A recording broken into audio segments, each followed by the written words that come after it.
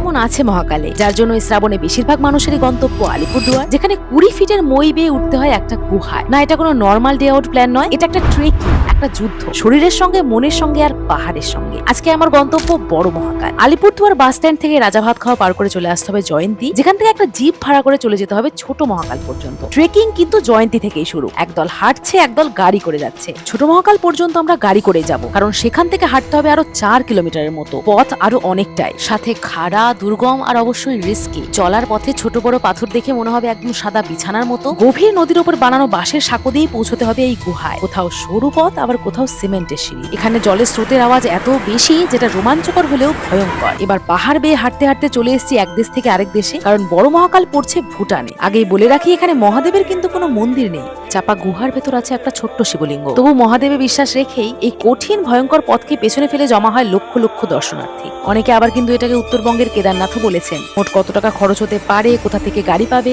কটার সময় বেরোলে কটায় পৌঁছবে, এগুলো নিয়ে ডিটেলস জানতে চাইলে আমি একটা বড় ব্লগ শেয়ার করে দেবো তোমাদের সাথে। দেখতে হলে সাবস্ক্রাইব করে রেখো আর কমেন্টে লিখো জয় মহাকাল।